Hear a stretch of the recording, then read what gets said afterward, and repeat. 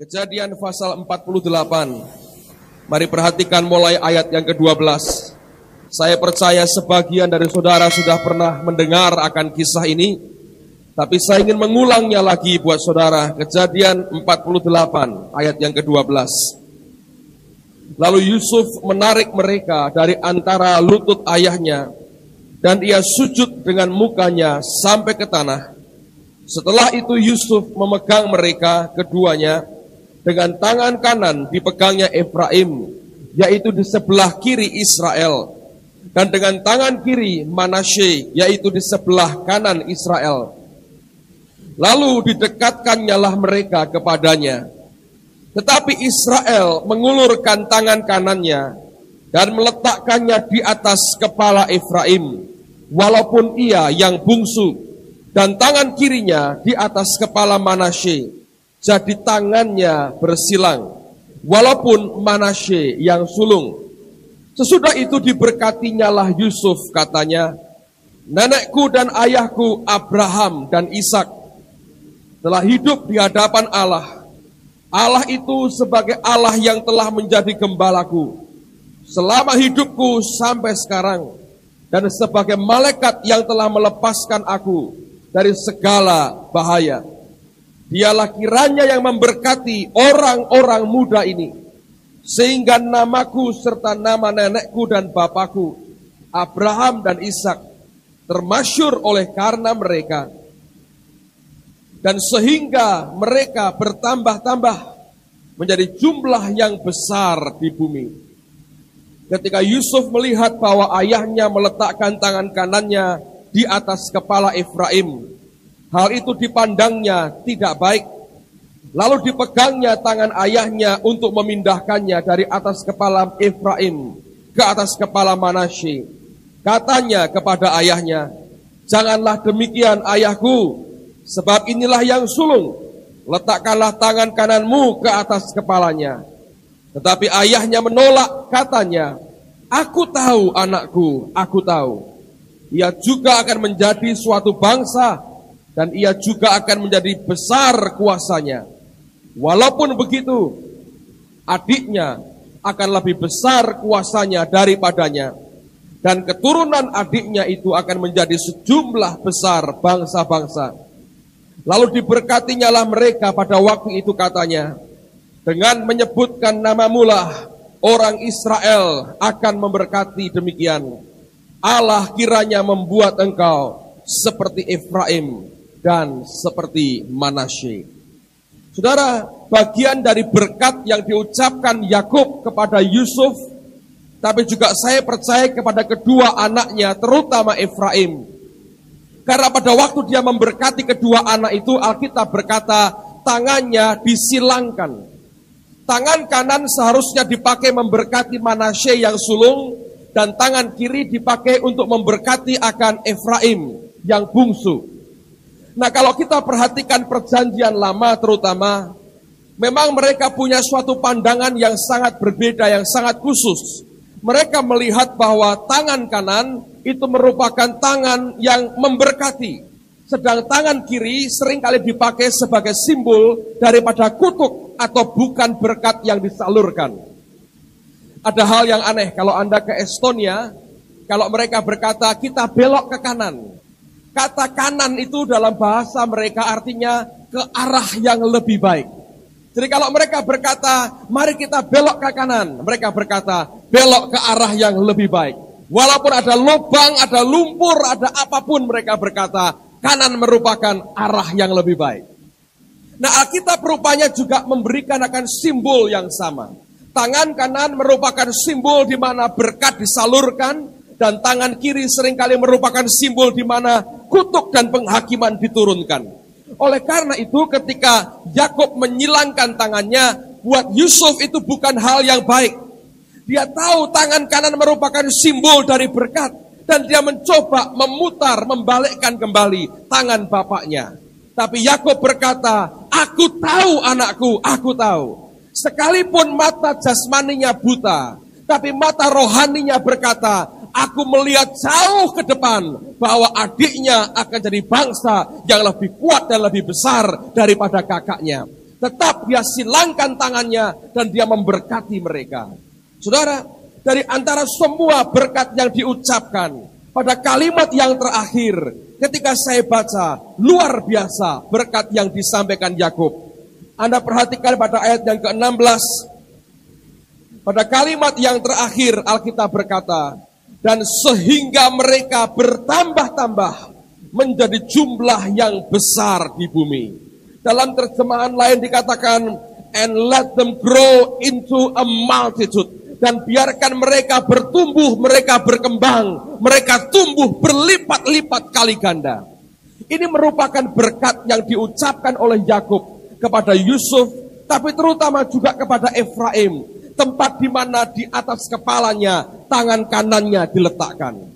Nah, ketika saya membaca akan terjemahan yang asli daripada kata-kata ini, luar biasa. Roh Kudus berbicara kepada saya. Dan saya mau tunjukkan kepada Anda. Kata bertumbuh, kata grow di sini, dari kata Ibrani, yang sebetulnya terjemahan aslinya, hurufiahnya berbunyi begini. Let them increase as fishes do increase. Biarkan mereka bertambah-tambah seperti ikan-ikan itu bertambah-tambah. Pertumbuhan, pelipat gandaannya, Yakub berkata, biar seperti ikan berlipat ganda. Nah, apa artinya, saudara? Dua hal yang saya tangkap. Yang pertama, kita semua tahu, ikan itu kalau bertelur, telurnya banyak sekali. Satu ekor ikan bisa berlipat-lipat ganda. Itu yang pertama. Yakub mau berkata, biarlah engkau bertambah-tambah, berlipat kali ganda. Dalam waktu yang cepat, engkau mengalami pertumbuhan yang luar biasa. Tetapi orang Ibrani punya pengertian khusus juga tentang ikan. Apa itu? Mereka mau berkata begini, ikan itu selalu memperanakkan ikan. Ya tentu kita berkata kuda memperanakkan kuda, gajah memperanakkan gajah. Tapi istilah yang mereka pakai, mereka berkata begini, biarlah engkau bertambah dengan begitu cepat, tapi tetap sebagai ikan. Artinya, biarlah engkau bertambah begitu cepat, tapi tanpa mengubah hidupmu menjadi kafir. Biarkan engkau tetap orang pilihan Allah. Walaupun engkau bertambah begitu banyak, tetap engkau orang yang punya kualitas. Biarlah engkau bertumbuh begitu luar biasa, tanpa menjadi kafir. Banyak orang ketika mengalami pertumbuhan, akhirnya kafir hidupnya. Anda tahu itu? Sebelum diberkati Tuhan, hidup menderita, doa puasa, setia dengan Allah. Menunjukkan akan hidup yang benar. Ketika Allah memberi pertumbuhan, sekian tahun kemudian, kita ketemu dengan orang yang sama, tapi sudah berubah menjadi kafir. Dan ini yang sama sekali tidak Allah kehendaki. Itulah sebabnya ketika Yakub memberkati akan anaknya dan cucunya, dia berkata, biarkan kalian bertumbuh, berlipat kali ganda, seperti ikan berlipat kali ganda. Ada percepatan yang luar biasa, engkau berlipat ganda, dan tidak menjadi kafir. Artinya kualitas di dalam kita tetap dan makin kuat dari hari ke hari. Amen, saudaraku. Saya berdoa supaya kita semua belajar akan berkat yang diucapkan Yakub dan berkata, biarkan kami ini bertumbuh berlipat kali ganda tanpa mengubah kami menjadi orang-orang kafir. Berapa banyak orang Kristen yang tidak tahan dengan berkat Tuhan. Tapi saya mau tunjukkan bagaimana supaya kita bisa berkembang berlipat kali ganda tanpa menjadi kafir, baik di luar maupun di dalam. Contoh yang paling bagus kalau kita melihat akan keturunan Efraim sendiri. Dan saya mau tunjukkan satu nama yang sangat terkenal, tapi orang ini adalah orang Efraim. Lihat bagaimana dia bisa mengalami anugerah yang luar biasa tanpa menjadi kafir. Karena seringkali kita akan dihadapkan kepada kenyataan yang sama sekali di luar pengharapan kita.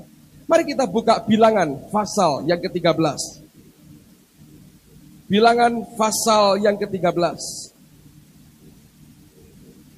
Saya mau baca dari ayat yang pertama. Seringkali kalau kita membaca bagian ini kita lewati begitu saja. Mari kita lihat Bilangan pasal 13. Tuhan berfirman kepada Musa, suruhlah beberapa orang mengintai tanah Kanaan yang akan kuberikan kepada orang Israel. Dari setiap suku nenek moyang mereka, haruslah kau suruh seorang, semuanya pemimpin-pemimpin di antara mereka. Saya berhenti sampai sini dulu. Dengarkan baik-baik saudara. Ini bagian yang paling krusial, bagian yang paling gawat sekali. Kenapa? Dengarkan baik-baik. Selama 40 tahun atau mungkin sekian puluh tahun, saya tidak jelas berapa puluh tahun mereka sudah lewat di padang gurun. Sejak mereka di Mesir, mereka selalu memimpikan tanah Kanaan. Mereka lihat dari kejauhan dengan bayangan imajinasi mereka, oh Tuhan memberikan kepada kami tanah perjanjian. Tanah yang katanya penuh dengan susu dan madu. Tanah yang begitu luar biasa. Allah memberikan kami tanah perjanjian. Anda harus tahu itu. Dalam imajinasi mereka, mereka membayangkan tempat di mana Abraham pernah hidup, tempat di mana Ishak pernah hidup, tempat di mana Yakub dikuburkan. Dan dia berkata tempat di mana Yusuf juga minta dikuburkan. Dan dia berkata Allah memberikan kepadaku tanah perjanjian. Dengarkan, mereka mulai berjalan. Dan setiap hari mereka berkata, kami menuju ke Kanaan, kami menuju ke Kanaan. Tanah yang begitu limpah, yang begitu subur, luar biasa. Tanpa mereka pernah melihat seperti apa Kanaan itu. Nah hari itu Tuhan berkata, suruh para pemimpin itu masuk ke Kanaan, lihat sendiri tanah yang aku berikan kepada mereka. Dan ini saudara, dengarkan baik-baik. Ini dialami oleh banyak orang Kristen. Oh, aku ingin ke sana. Itu luar biasa. Aku ingin ke sana. Itu luar biasa. Katanya hebat sekali. Tapi satu kali ketika Anda diizinkan melihat realita impianmu, belum tentu kau puas, saudara. Mungkin kita kecewa. Seperti kita melihat akan gunung yang indah sekali. Anda pernah lihat itu? Gunung yang bagus. Waduh, gagah sekali gunung itu. Saya mau naik ke sana. Isinya ular, kalajengking, dan dinginnya minta ampun, saudara. Anda bisa melihat. Dan ini merupakan porsi bagian yang sangat gawat sekali. Karena seringkali yang kita bayangkan tidak sesuai dengan realita yang Tuhan berikan kepada kita. Nah, lihat ayat berikutnya. Ayat 3. Lalu Musa menyuruh mereka dari padang gurun Paran sesuai dengan titah Tuhan. Semua orang itu adalah kepala-kepala di antara orang Israel. Dan inilah nama-nama mereka. Dari suku Ruben, Syamua bin Sakur. Dari suku Simeon, Safat bin Hori. Dari suku Yehuda, Kaleb bin Yefune. Dari suku Isakar, Yikal bin Yusuf. Dari suku Efraim, Anda perhatikan, Hosea bin Nun. Hosea bin Nun. Dari suku Benyamin, Palti bin Rafu. Dari suku Sebulon, Gadiel bin Sodi. Dari suku Yusuf, yakni dari suku Manasye, Gadi bin Susi. Dari suku Dan, Amiel bin Gemali. Dari suku Asher, Setur bin Mikael. Dari suku Naftali, Nabi bin Wofsi. Dari suku Gad, Guel bin Maki. Itulah nama-nama orang-orang yang disuruh Musa untuk mengintai negeri itu. Lalu perhatikan. Dan Musa menamai Hosea bin Nun itu. Siapa saudara? Yosua. Nah apa bedanya? Dengarkan baik-baik. Nama Hosea artinya salvation, keselamatan. Atau orang-orang berkata nama Hosea artinya penyelamat. Musa sebelum mereka berangkat mengganti nama Hosea dengan Yosua. Sebetulnya bukan total diganti tapi ditambah. Ditambah dengan satu kata baru di depan nama Hosea, yaitu ditambah dengan nama Yehova. Yehova Hosea, Yehosea, Yosua, Jehoshua. Dan itu nama Yesus sendiri sebetulnya. Yesus itu dengan Yosua sama. Yehoshua. Orang Ibrani menyebutnya Yehoshua. Yehova Hosea. Sebelum mereka masuk Kanaan, Musa berkata, Hosea, namamu adalah keselamatan. Namamu adalah penyelamat. Tapi mulai hari ini aku tambahkan dengan nama Yehova pada namamu. Dan Yehova Hosea digabung menjadi Yosua. Bukan lagi keselamatan, bukan lagi penyelamat. Tapi Tuhan itu penyelamat. Tuhan itu keselamatan. Anda bisa lihat bedanya. ditambahkan satu kata, yaitu nama Yehova sendiri. Saudara, kalau Anda nanti kelak saya ajak membaca, Anda akan lihat akan bedanya dan reaksinya ketika melihat akan realita tanah Kanaan. Nah sekarang perhatikan, Bilangan 13 ayat 25. Apa yang terjadi? Sesudah lewat 40 hari, pulanglah mereka dari pengintaian negeri itu, dan langsung datang kepada Musa, Harun, dan segenap umat Israel di Kadeshi di padang gurun Paran. Mereka membawa pulang kabar kepada keduanya dan kepada segenap umat itu, dan memperlihatkan kepada sekaliannya hasil negeri itu. Mereka menceritakan kepadanya, kami sudah masuk ke negeri kemana kau suruh kami, dan memang negeri itu berlimpah-limpah susu dan madunya, dan inilah hasilnya. Hanya bangsa yang diam di negeri itu kuat-kuat, dan kota-kotanya berkubu dan sangat besar. Juga keturunan Enak telah kami lihat di sana.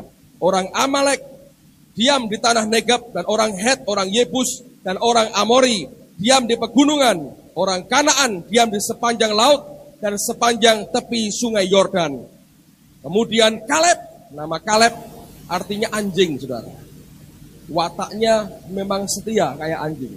Disuruh apapun dia akan kerjakan dengan kesetiaan yang radikal. Kaleb itu namanya artinya anjing. Kemudian Kaleb, dan ingat ini dari suku Yehuda, mencoba menenteramkan hati bangsa itu di hadapan Musa, katanya, tidak, kita akan maju dan menduduki negeri itu, sebab kita pasti akan mengalahkannya. Orang ini datang dengan self confident, rasa percaya diri yang luar biasa. Lihat, berkali-kali dia berkata, kita bisa, kita akan masuk, kita akan mengalahkan.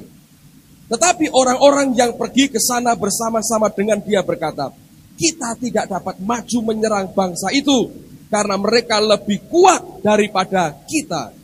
Juga mereka menyampaikan kabar kepada orang Israel, kabar busuk tentang negeri yang diintai mereka dengan berkata, negeri yang telah kami lalui untuk diintai adalah suatu negeri yang memakan penduduknya. Dan semua orang yang kami lihat di sana adalah orang-orang yang tinggi-tinggi perawakannya. Juga kami lihat di sana orang-orang raksasa, orang Enak, dan berasal dari orang-orang raksasa, dan kami lihat diri kami seperti belalang, dan demikian juga mereka terhadap kami. Tapi lihat bagaimana reaksi Yehova Hosea. Bilangan pasal 14. Kalau Anda perhatikan ayat yang pertama, dikatakan mereka itu marah, mereka menangis, mereka mau melempari mereka dengan batu, mereka mau mengangkat pemimpin baru. Tapi lihat ayat yang kelima, lalu sujudlah Musa dan Harun di depan mata seluruh jemaah Israel yang berkumpul di situ. Tetapi perhatikan, Yosua bin Nun dan Kaleb bin Yefune yang termasuk orang-orang yang mengintai negeri itu, mengoyakkan pakaiannya dan berkata kepada segenap umat Israel. Perhatikan ini perkataan Yosua. Memang Kaleb ikut bicara, tapi lihat beda dengan perkataan pertama yang dia ucapkan. Ketika pertama dia coba tenteramkan mereka, dia berkata, kita bisa, kita mampu, kita sanggup. Tapi lihat kalimat berikutnya, oleh karena Yehova Hosea bersama dengan dia, perkataannya berbeda sekali. Dengarkan, dia berkata begini, negeri yang kami lalui untuk diintai itu adalah luar biasa baiknya. Nah, lihat, yang dilihat sama, reaksinya berbeda. Jika Tuhan berkenan kepada kita. Anda tidak lihat kata kita bisa, tidak lagi. Mereka berkata, jika Tuhan berkenan. Kenapa? Karena Yehova masuk dalam hidupnya. Jika Tuhan berkenan kepada kita, maka iya, Tuhan akan membawa kita masuk ke negeri itu dan akan memberikannya kepada kita, suatu negeri yang berlimpah-limpah dengan susu dan madunya. Hanya janganlah memberontak kepada Tuhan dan janganlah takut kepada bangsa itu, sebab mereka akan kita telan habis. Kitanya enggak banyak lagi, saudara. Tapi dia berkata Tuhan, Tuhan, Tuhan. Dan yang luar biasa, mata rohania dibuka hebat. Alkitab berkata, sebab perhatikan, yang melindungi mereka sudah meninggalkan mereka. Kata melindungi dari kata hurufiah shadow, bayang-bayang. Ada sesuatu yang menudungi mereka, membayang-bayangi orang-orang Kanaan. Ini bicara tentang penguasa udara Kanaan, roh jahat di atas orang-orang Kanaan yang menudungi, yang melindungi, yang membayang-bayangi mereka. Sudah meninggalkan mereka. Dan dikatakan, sedang Tuhan menyertai kita, janganlah takut kepada mereka. Lalu segenap umat itu mengancam hendak melontari kedua orang itu dengan batu. Tetapi tampaklah kemuliaan Tuhan di kemah pertemuan kepada semua orang Israel. Anda lihat akan bedanya? Saya yakin kalau nama Hosea itu tidak diganti dengan Yehova Hosea, orang ini akan ngomong yang sama seperti yang 10, saudara. Tapi ketika nama Yehova itu dimasukkan dalam hidupnya, Yehova Hosea, Jehoshua, dia bicara Tuhan, Tuhan, dan Tuhan. Kaleb berbicara, kita bisa, kita sanggup. Yosua berkata, kalau Tuhan berkenan, Tuhan akan memberikan itu kepada kita. Hanya jangan berontak kepada Tuhan, dan jangan takut kepada bangsa itu. Kita akan pelan, mereka akan jadi roti seperti bagi kita. Luar biasa. Sesuatu yang ilahi itu masuk dalam dirinya, merubah cara berpikir, cara pandang, dan cara perkataannya. Orang Kristen yang realita Allah itu kuat dalam hidupnya, Anda akan lihat sekitarmu beda dengan orang dunia. Barang yang engkau lihat boleh sama, saudara, tapi kenyataan reaksi kita berbeda sekali. Saya belajar sesuatu, dengarkan baik-baik, saudara. Ada waktunya, saya nggak tahu apakah Anda memperhatikan itu. Dalam hidup kita ini, kita seringkali ada saya nggak tahu, ada satu masa di mana kita ini maunya uring-uringan. Anda pernah ngerasakan itu? Ketemu orang ini kok ngelihatnya ini menyebalkan, yang ini tambah brengsek, yang ini mengecewakan, yang ini kelihatannya munafik, yang ini kayak orang Farisi. Ketemu orang semua serba nggak enak. Sepertinya yang dilihat itu semua kejelekan mereka. Anda pernah merasakan itu? Saya nggak tahu. Kalau mungkin sudah tidak lagi Pak, saya sudah jalan kayak malaikat dan melayang semua nampak glorious, mulia, saya nggak tahu.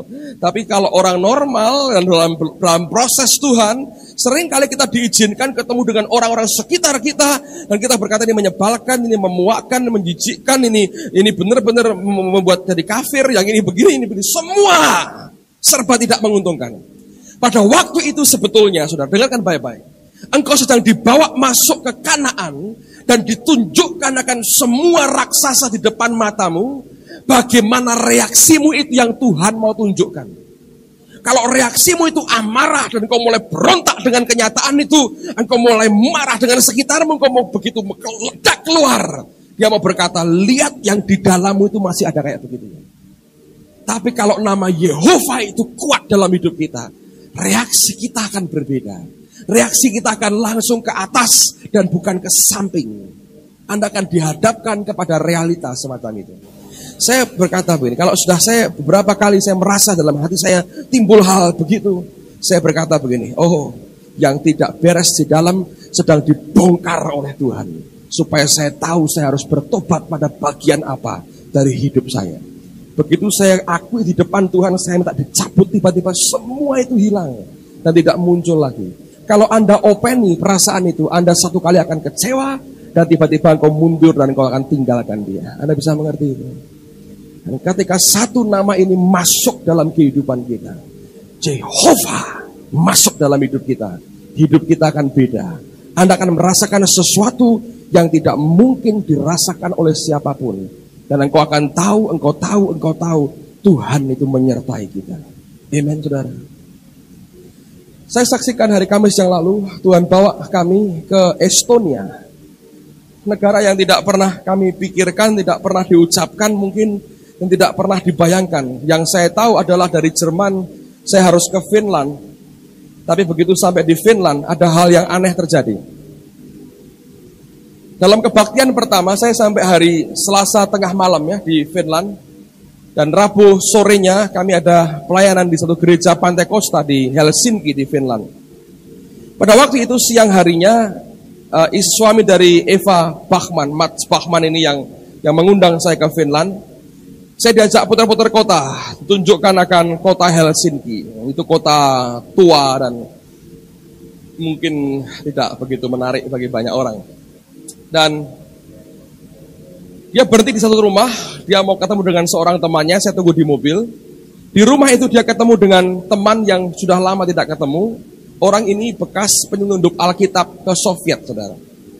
Nah, dia berkata, Mats berkata, nanti sore ada kebaktian, saya ada tamu pendeta dari Indonesia, dia akan berkhotbah dan aku undang kamu datang, nanti malam kita makan malam sama-sama.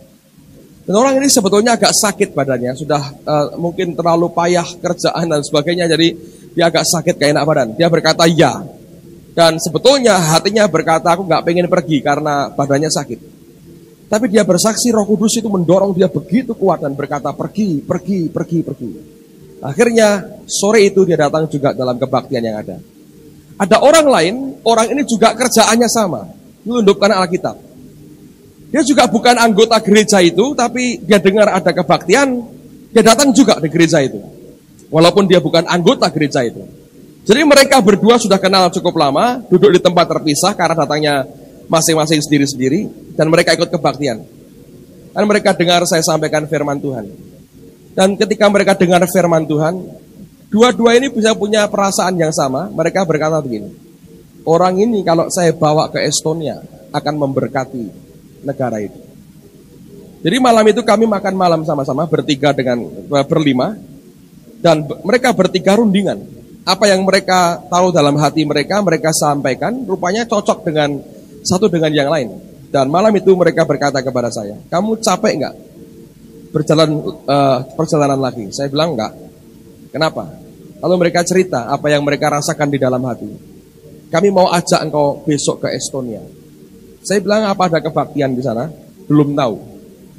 Besok pagi baru diatur. Kita naik ferry, di dalam kapal itu nanti kita atur. Saya berkata, baik, kita berdoa sama-sama. Lalu kami sembahyang malam itu di rumah makan itu. Dan saya berkata, baik, saya pergi besok. Besoknya pergi, saudara. Saya tanya, saya nggak punya visa masuk Estonia. Oh, dia berkata gampang. Nanti masuk di perbatasan, kita tanya, minta dengan mereka. Kami selalu begitu, bisa, nggak masalah. Dan mereka berkata, kami sudah tanya ke travel agent, dan mereka berkata nggak problem, minta di perbatasan aja, nggak masalah itu. Besok paginya, saya singkatkan ceritanya, naik ferry, kapal yang cukup besar, saudara. Dan akhirnya kami masuk ke sana, 3,5 jam nyebrang selat itu. Dan kami akhirnya sampai di Estonia. Dan waktu antri, saya diminta paspor saya oleh Mats. Dan kemudian kami berikan paspor kami. Dia maju ke kantor imigrasi, minta visa buat kami berdua. Kira-kira 10 menit kemudian dia balik lagi. Dan dia temuin saya, dia bilang big problem. Dia bilang, visamu ditolak. Kamu tidak boleh dapat visa di sini. Kalau kamu mau masuk ke Estonia, kamu harus pulang dulu ke Jakarta. Kalau ada kedutaan, pulang ke Indonesia dulu dan minta visa di kedutaan Estonia di Indonesia. Saya bilang nggak mungkin. Lalu kemudian teman yang satu lagi yang setir mobilnya, dia berkata, saya coba bantu. Akhirnya dia maju ke kantor imigrasi, saya dengan Tina di mobil. Kira-kira setengah jam kemudian, beberapa petugas imigrasi dan pengawal perbatasan itu mendatangi kami dan berkata, kamu harus ikut dengan saya. Saya bilang sama Tina, ngapain ini? Ayo ikut. Dan nggak tahu apa yang terjadi di dalam, mereka lagi ngapain nggak tahu. Saya pokoknya disuruh masuk, ikut dia. Saya bilang mau dibawa kemana nih? Ikut aja, ikut. Dan kemudian rupanya ketemu dengan mereka berdua lagi di kantor. Lalu saya tanya apa yang terjadi. Nah, pada waktu itu hal lucu yang terjadi, saudara. Ketika mereka berdua ini ngurus, petugasnya berkata gini, tidak bisa. Hanya 20 negara yang berhak masuk ke Estonia lewat perbatasan semacam ini dengan visa dari kami di sini. Itu sebagian besar adalah negara-negara Eropa Barat, ditambah dengan kalau dari Asia hanya Korea Selatan yang boleh. Kalau Afrika, Afrika Selatan. Orang Amerika, orang Jepang tidak bisa juga dari perbatasan dapat visa. Dan Indonesia tidak termasuk dari 20 negara itu. Lalu kemudian dicoba lagi, petugasnya cuma tertawa dan berkata, nggak mungkin. Saya maju sampai kemanapun nggak bisa. Dia berkata 2 minggu yang lalu ada Archbishop gereja di Zimbabwe. Saya tolak, saya suruh pulang ke negaranya. Kami tidak beri. Dan orang ini bukan orang Lutheran. Padahal sebagian besar Kristen di Estonia itu gereja Lutheran. Dan dia berkata, itu Archbishop Gereja Lutheran Zimbabwe, saya tolak. Dia berkata, ini orang yang datang orang Indonesia, bukan orang Lutheran. Apalagi bukan orang Lutheran. Kami tidak pernah bisa berikan visa dengan cara semacam ini. Terus tinggal pergi gitu aja. Jadi gayanya masih gaya komunis, saudara, tinggal pergi gitu aja. Lalu ya nggak ngerti mesti apa loh, orangnya pergi, ngeluyur gitu pergi, saudara. Lalu dia pergi, petugas kedua masuk. Orang ini tidak tahu apa-apa. Lihat kami rame-rame di kantornya, dia tanya, ada apa? Diceritakan dari awal lagi. Bukan maksudnya sengaja, tapi kita tidak tahu peraturan. Dan kemudian dijelaskan, dia berkata, coba saya telepon komandan saya. Dia telepon komandannya. Waduh, nggak berani ngasih keputusan. Wah, ini ya juga nggak ada salahnya dia masuk, tapi aturannya nggak boleh. Coba telepon atas lagi. Jadi nunggu kira-kira beberapa jam itu telepon ke atasnya. Naik lagi. Anda tahu sampai di mana akhirnya? Sampai di Kementerian Luar Negeri Estonia.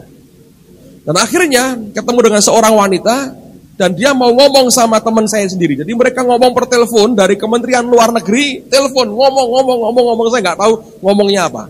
Karena bahasa mereka itu kalau menurut saya kayak bahasa roh, saudaraku. Yang saya nggak ngerti itu artinya apa, perlu interpretasi, nggak ngerti, saya diem aja. Mereka ngomong.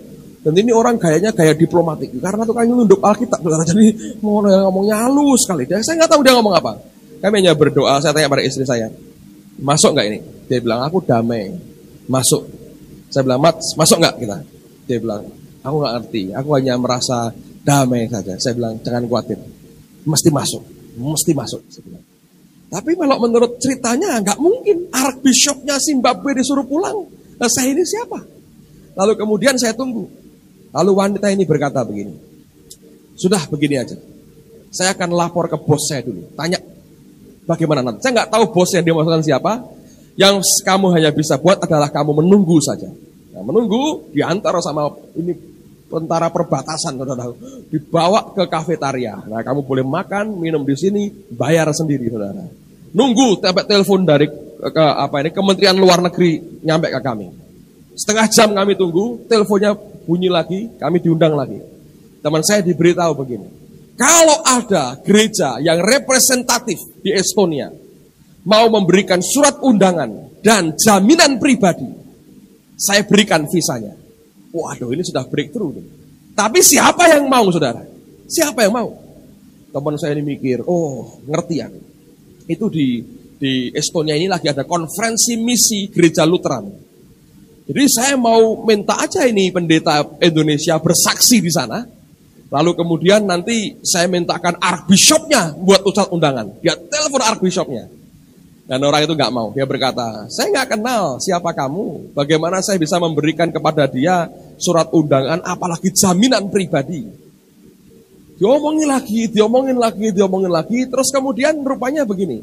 2 minggu sebelumnya, Mats Bachmann ini, suaminya Eva, kenalan dengan bishop di kota Turku di Finland.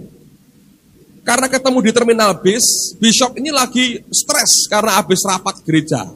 Rapat gereja membuat stres, saudara. Jadi dia berkata pada si Mats, doakan saya karena saya habis rapat gereja ini stres saya, berat masalahnya. Didoakan pakai bahasa roh, saudara. Ditumpangi tangan pakai bahasa roh.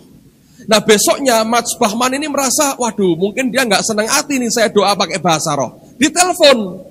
Kamu jangan marah ya, saya doa pakai bahasa roh kemarin.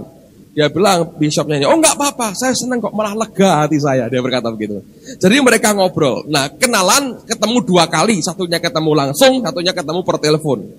Nah ini orang ini ngomong sama Archbishopnya Estonia. Oh teman saya ini, Mats Bachmann ini kenal sama bishop di Turku.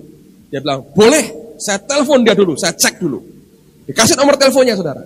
Ditelepon berkali-kali, nggak ada yang ngangkat teleponnya. Sampai akhirnya harus memutuskan. Yang luar biasa orang ini berkata, baik saya percaya sama kamu. Kamu datang ke kantor saya sekarang, saya berikan akan suratnya. Tapi saya minta paspor mereka, kamu fotokopi, serahkan ke saya. Jadi akhirnya di fotokopi paspor kami, teman ini naik mobil sendirian, kami bertiga ditinggal di kantor imigrasi, dan dia ngurus, saudara. Nah, nggak tahu mungkin 2 jam lebih mungkin. Dia ngurus. Akhirnya dia balik. Dan dia undang saya, dia berkata, luar biasa. Dapat suratnya. Saudara ngerti? Akhirnya kami dicap, dikasih visa Estonia. Itu visanya tempelannya bagus sekali. Dan kemudian setelah dapat visa, dia harus stempel loh. Petugas yang stempel itu nggak ada. Loh, kok kotak yang tempat dia duduknya tempel itu nggak ada. Ini mau apa ini orang? Nggak taunya, dia sudah nunggu kami di luar, bawa stempelnya. Jadi stempelnya dibawa keluar, distempelkan ke visa, paspor kan. Masuk hari itu. Dan saya baru melihat maksud Tuhan di balik semua itu. Dan semua pelayanan yang ada memberikan suatu prophetic word, suatu perkataan nubuatan kepada gereja-gereja di sana. Dan saya melihat bagaimana Tuhan kerja luar biasa. Dengarkan saudara, Yehova itu mengubah segala-galanya. Begitu itu nama masuk dalam kehidupan kita dan jadi realita buat kita, kita bisa buat sejarah baru dalam setiap gerak yang Tuhan bawa dalam kehidupan kita. Orang Kristen yang realita Yehova tidak kuat dalam hidupnya, waktu engkau melihat akan raksasa itu, engkau akan gentar berkata, kami mundur saja. Tapi realita Yehova yang kuat dalam kehidupan kita akan membuat perbedaan yang sangat tajam dibandingkan dengan orang-orang dunia. Nah, lihat Kejadian pasal pertama, ayat yang pertama. Saya sampaikan hari Kamis yang lalu, saya mau ulang buat saudara.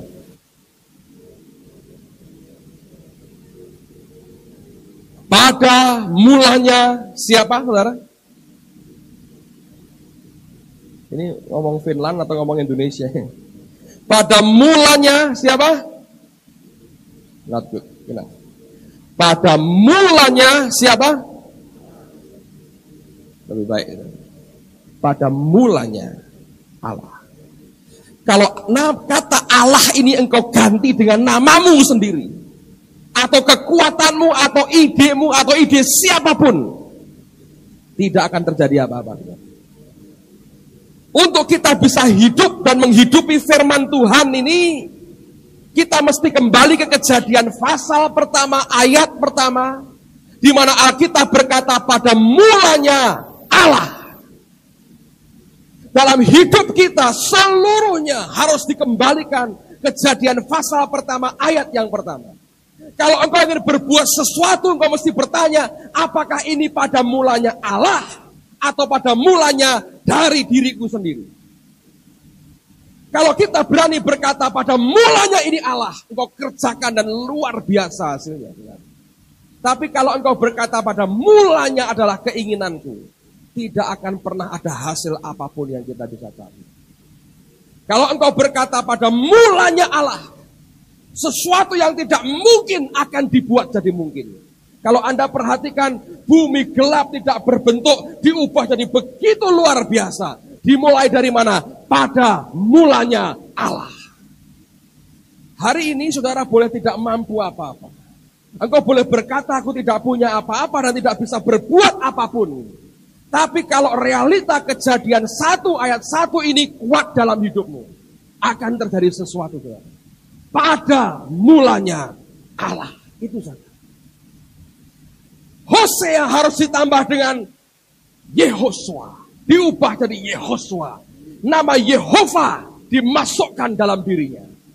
Bukan lagi Hosea yang pertama, tapi Yehova. Hosea. Pada mulanya bukan namamu sendiri, kata Musa.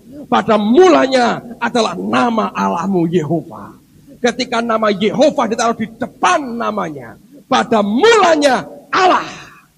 Cara bicaranya beda dengan yang lain.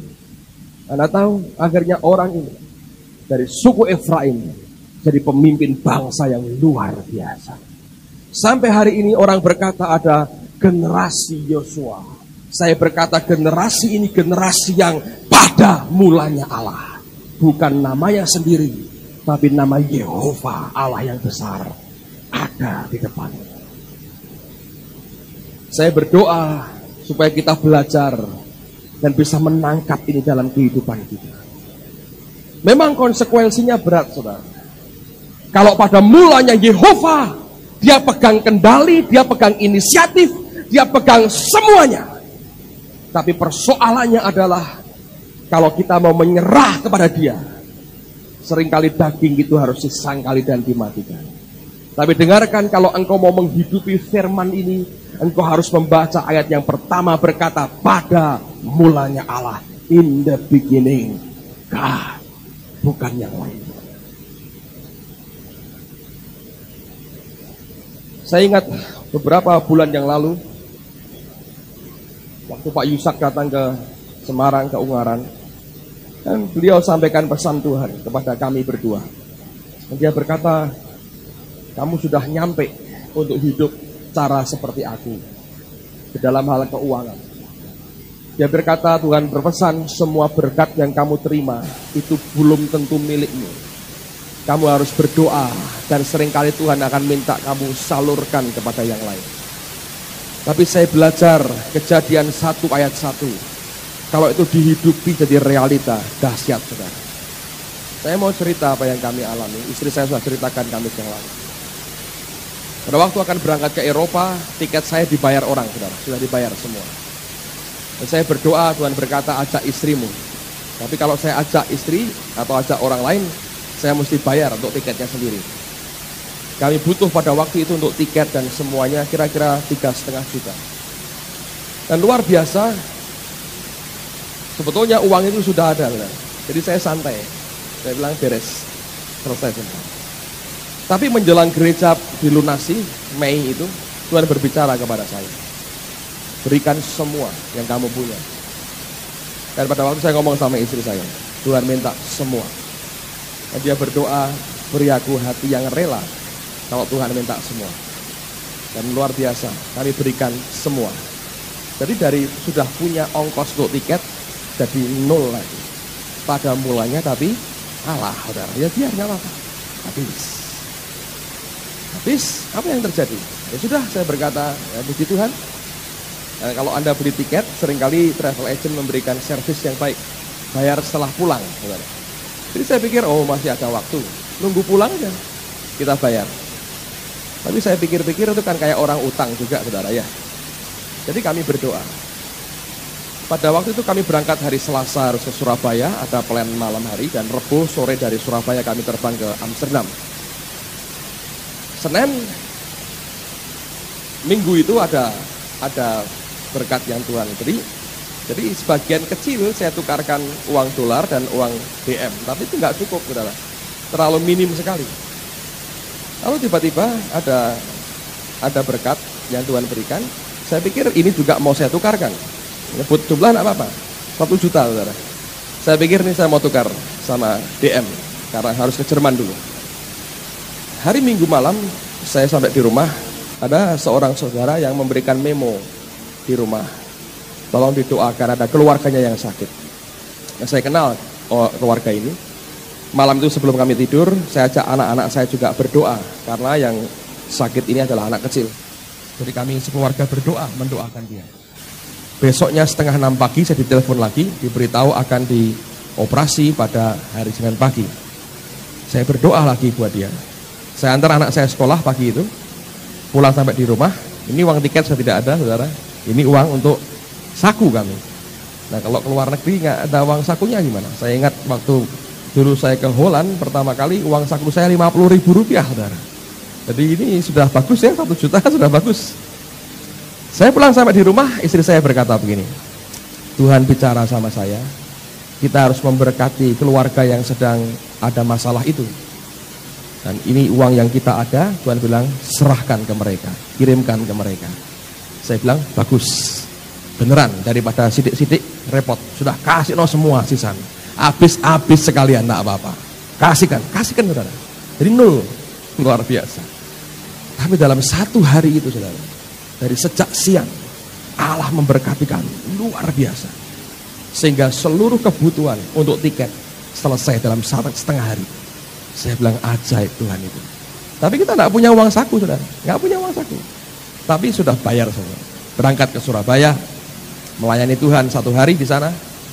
Dan pada hari Rabu selesai pelayanan, Bu Linda ke Jakarta pada waktu itu, saya nginep di rumah beliau.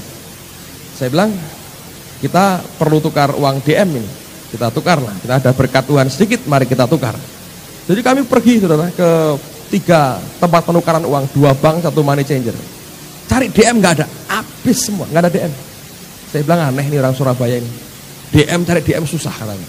Wah diborong orang Pak, diborong orang katanya. Saya pikir apa sedang menguat harga mata uang DM atau gimana saya nggak tahu. Sudah hampir jam 3, saya bilang sama istri saya, ayo kita pulang aja, kita mesti mandi, jam 4 mesti berangkat, karena pesawat jam 7, jadi jam 5 harus sampai di airport. Dan luar biasa, sampai di rumah, pembantunya Bu Linda itu berkata, Bu, ini ada titipan dari orang-orang. Itu dikasih amplop-amplop banyak sekali, saudara. Dan waktu dibuka, itu sebagian itu isinya DM, ratusan DM itu diberi, disiapkan. Kami selesai mandi, ada seorang lagi antar kami beberapa ratus US dollar. Saya bilang, Tuhan, Engkau Allah yang luar biasa. In the beginning, God.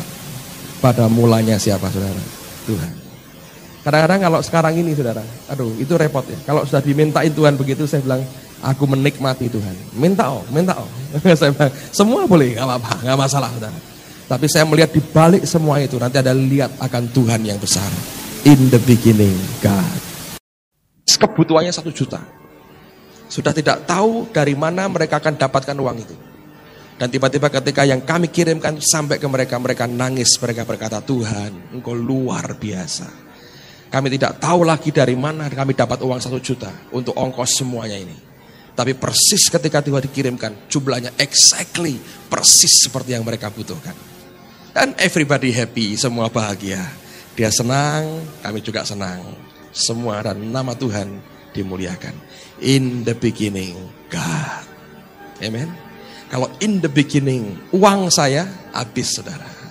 In the beginning, kepentingan saya nggak ada apa-apanya. Kalau Anda mulai dengan in the beginning, God, saudara akan melihat luar biasa apa yang Dia berikan di tengah-tengah kita. Anda bisa melihat itu. Itulah sebabnya Ayub ini punya keyakinan yang hebat sekali. Mari buka bagian yang terakhir. Ayub pasal yang ke-19. Ayub 19. Saya mau tunjukkan penderitaannya. Lihat ayat 13 mulai.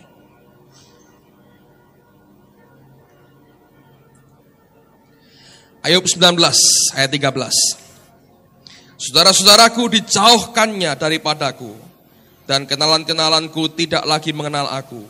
Kaum kerabatku menghindar, dan kawan-kawanku melupakan aku. Anak semang dan budak perempuanku menganggap aku orang yang tidak dikenal. Aku dipandang mereka orang asing. Kalau aku memanggil budakku yang tidak menyaut, aku harus membujuknya dengan kata-kata manis. 17. Nafasku menimbulkan rasa jijik kepada istriku, dan bauku memualkan saudara-saudara sekandungku. Bahkan kanak-kanak pun menghina aku. Kalau aku mau berdiri, mereka mengecek aku. Semua teman karibku merasa muak terhadap aku, dan mereka yang kukasihi berbalik melawan aku. Tulangku melekat pada kulit dan dagingku, dan hanya gusiku yang tinggal padaku. Kasihanilah aku, hai sahabat-sahabatku, karena tangan Allah telah menimpa aku. Mengapa kamu mengejar aku seakan-akan Allah, dan tidak menjadi kenyang makan dagingku? Kiranya perkataanku ditulis, dicatat dalam kitab, terpahat dengan besi pengukir dan timah pada gunung batu untuk selama-lamanya. Tapi lihat ayat 25, apa yang dia katakan. Tetapi aku tahu penebusku hidup, dan akhirnya ia akan bangkit di atas debu. Juga sesudah kulit tubuhku sangat rusak, tanpa dagingku pun aku akan melihat Allah. Yang aku sendiri akan melihat memihak kepadaku. Mataku sendiri menyaksikannya, dan bukan orang lain. Hati sanubariku merana karena rindu. Sebetulnya ayat 26 berkata begini. And after my skin has been destroyed. Dan setelah kulitku ini dihancurkan, yet in my flesh I will see God. Di dalam dagingku ini aku akan melihat Allah. Ayub ini orang yang betul-betul sengsara hidupnya. Kita baca sebagian dari penderitaannya. Tapi dia berkata, yet in my flesh I will see God. Yang dilihat Allah dan bukan yang lain. Makin hancur tubuhnya, dia berkata, makin aku akan melihat Allah. Dan dia berkata, myself will see him. Aku sendiri akan melihat dia. With my own eyes, dengan mataku sendiri. I and not another. Aku dan bukan yang lain. How my heart yearns within me. Bagaimana hatiku rindu akan hal itu di dalam aku. Rindu apa? Melihat Allah. Orang yang mengerti akan Tuhannya. Orang yang tahu akan kepentingan Yehova harus ada di depan hidupnya. In the beginning God. Pada mulanya adalah Allah. Yehova Hosea. Anda akan tumbuh luar biasa tanpa jadi kafir, saudara. Tapi kalau Allah tidak di depanmu, kita akan berkembang hebat dan tiba-tiba kita jadi duniawi dan bahkan jadi kafir. Biar berkat seperti yang diucapkan Yakub dialami setiap kita. Biarkan kita bertumbuh into a multitude as a fishes do increase. Seperti ikan-ikan itu tumbuh dengan luar biasa. Lebat, kuat, hebat sekali. Tanpa jadi kafir dalam hidup kita. Dan syaratnya cuma satu. In the beginning, God. Kalau pada mulanya Allah di depanmu. Dan dia berjalan, engkau tinggal mengikuti apa yang dia lakukan. Engkau akan tumbuh dengan luar biasa. Dan tanpa jadi kafir. Amen, saudaraku. Saya tahu tahun ini juga tahun menabur buat setiap kita.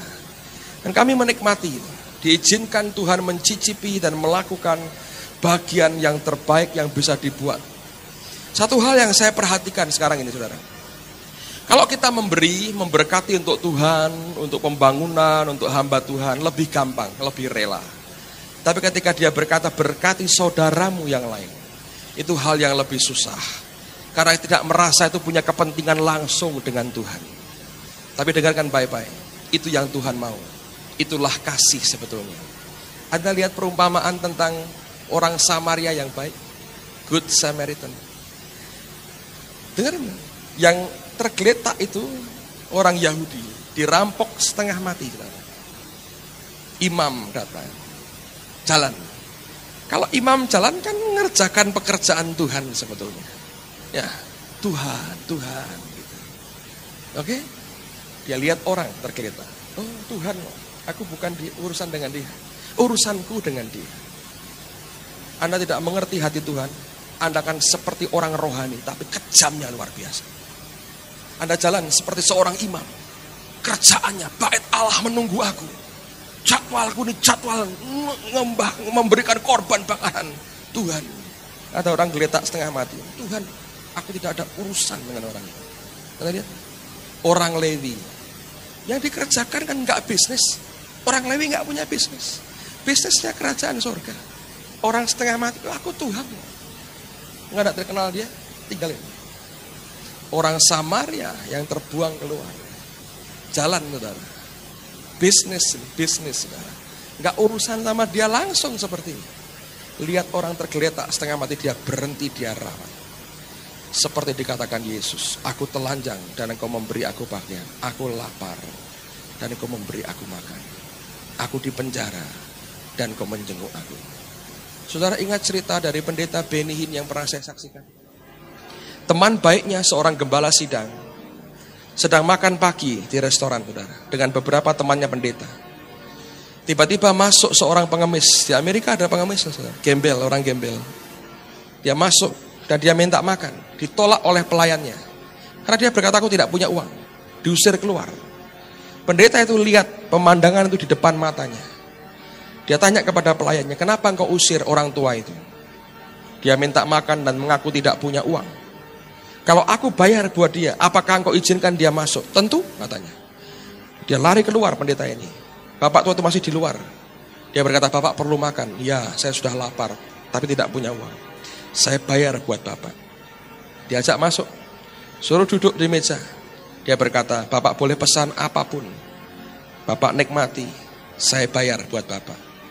Maaf tidak bisa saya tungguin karena saya sedang ada urusan dengan teman-teman saya. Oh silahkan, katanya. Jadi dia kembali ke mejanya, ngobrol sama teman-temannya. Lalu kemudian kalau Anda perhatikan, orang ini mulai katanya pesan makanan. Tapi setelah beberapa saat dilihat, kok nggak ada. Ditunggu, oh mungkin ke kamar mandi. Ditunggu lama, nggak ada. Dicari kamar mandi, nggak ada. Tanya sama pelayannya, mana orang ini? Nggak tahu. Saya pikir ke kamar mandi. Saya tunggu sampai sana nggak muncul orangnya. Dilihat keluar nggak ada, hilang, pergi. Pendeta ini berkata, oh mungkin dia sungkan dengan saya, dia malu dengan saya. Ya sudah. Tapi saya niat hati saya mau tolong dia nggak mau, ya sudah. Dia teruskan makannya. Malam harinya, ketika pendeta ini berdoa sendiri di kamar, hadirat Allah begitu luar biasa. Tiba-tiba dia kaget, ada orang buka pintu kamarnya dan masuk ke kamarnya. Dia buka matanya. Siapa yang masuk, saudara? Bapak tua tadi. Dan dia berkata, sebelum pendeta ini bisa berkata apa-apa, bapak tua ini berkata, aku lapar dan kau memberi aku makan. Hilang. Tuhan yang datang sendiri. Anda lihat itu? Nah itu. Kalau saya berkata in the beginning God, jangan pernah menyangka engkau bisa mengabaikan orang lain dan hanya mau urusan dengan dia. Seringkali urusannya itu adalah urusan dengan orang di sekitar kita. Orang yang in the beginning God, orang itu akan balance hidupnya. Anda akan lihat akan kesalehannya di hadapan Tuhan. Anda akan lihat akan kasihnya kepada orang-orang di sekitar. Sebab pada mulanya Allah sendiri.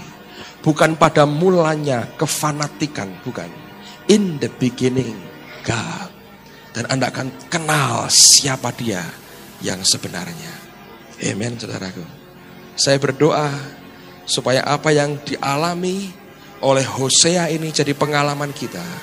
Bukan lagi Hosea yang di depan, tapi Jehovah Hosea, Jehoshua, jadi nama Yesus sendiri.